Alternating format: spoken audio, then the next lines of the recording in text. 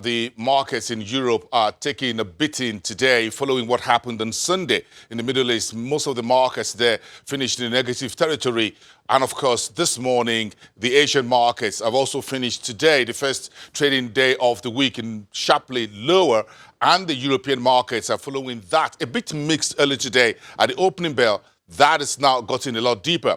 But first, let's hear from Juliana Olayinka, my colleague at our London studios, what the political soundbites are from London, number 10 Downing Street and elsewhere, about the ongoing current crisis between US and Iran over the Friday morning's killing of Qasem Soleimani, the Iranian military top commander.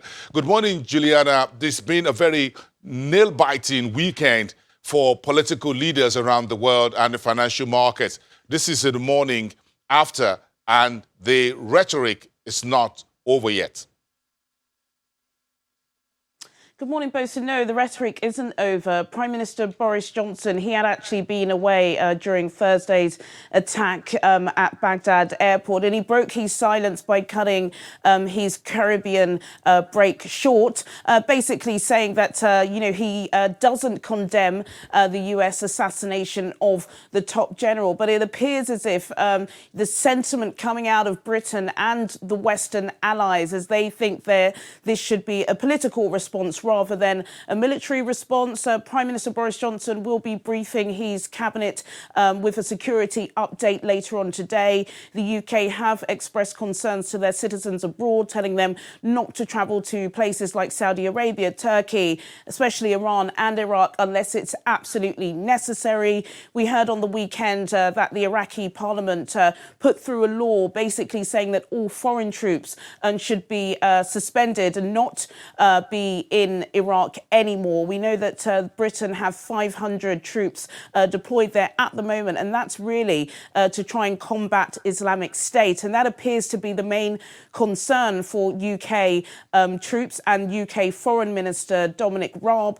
Dominic Raab has been speaking over the weekend. He will brief parliamentarians tomorrow, and we're told that he'll be travelling to Washington to speak to the Secretary of State, Mike Pompeo, on Thursday. So Britain not condemning what's happened in the Middle East, but really trying to keep a lid on escalations, particularly, of course, because they have a vested interest in the de-escalation of the nuclear program that Iran are partially taken out of, but still have some co-signatories with France and Germany.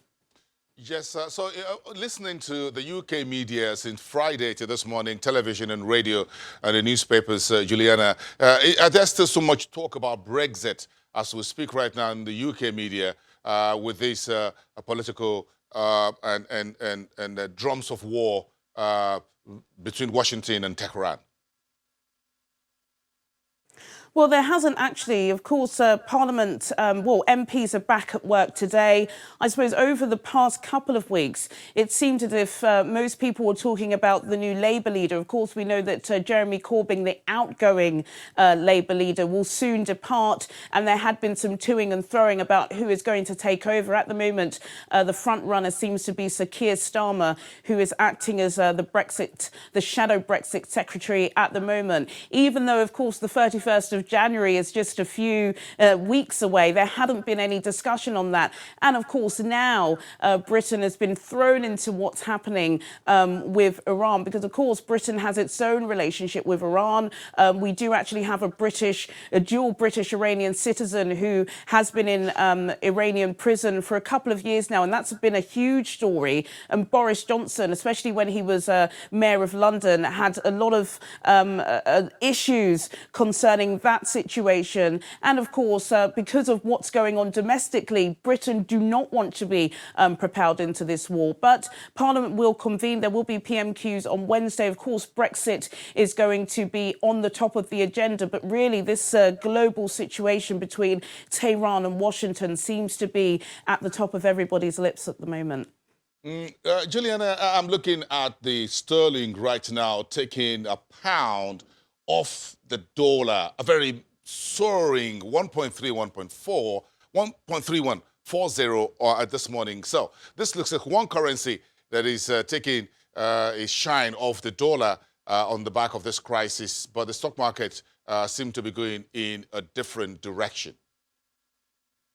What are the early numbers? Absolutely. It's the first full week of trading in London today, and the FTSE opened very much lower. I think it opened about 47 points lower this morning. Of course, as to be expected, the oil majors are doing really well. Crude oil is really rising, as well as a surge in BP and Shell. Of course, as well, we had over the weekend an inventory data release of US oil, and that sent shivers down the equities market because it came in much lower than people had anticipated. Gold seems to be doing pretty well as well in London, but we do have some further updates coming later today, which should affect the FTSE at intraday. Those are the PMI services data, which seems to be heading in a lower trajectory, considering just how construction and manufacturing came in much lower last week. We're also going to be expecting some Christmas updates from retailers. So that's Tesco,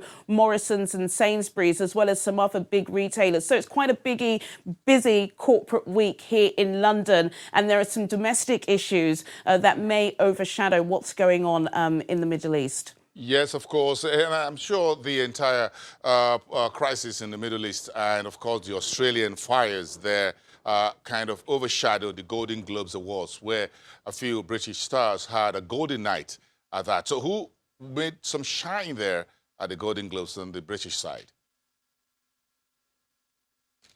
Well, Britain seemed to be doing pretty well at the Golden Globes. It took place at Los Angeles, the Beverly Hilton Hotel. Brits seem to be doing pretty well in America, and they have been doing so over the past couple of years. Some of the big winners were the Queen Elizabeth II. It's the Netflix series. Let me make sure I get these names right. Starring Claire Foy. She won Best Actress. She's a very popular British actress here as well. Sam Mendes, he is the famous director of the latest James Bond series. He's created a World War I flick called 1917. He won Best Movie, and he also won Best Director for that. And Elton John, who I'm sure doesn't need any introduction, he won Best Original Song for his biopic, Rocket Man. I just hope no one makes any more World War III movies. We just don't want that into some reality. Some folks just don't want to happen. No one should make World War I, then we can deal with that. That's behind us. World War II, yes, that's also behind us. World War III, no one should make such a movie, whatever it is. Thank you so much, Juliana. Have a great time in the office. And I'll get back to Chimezie Obiwa at 1:30 for an update about how the world markets is reacting to the latest US-Iran crisis.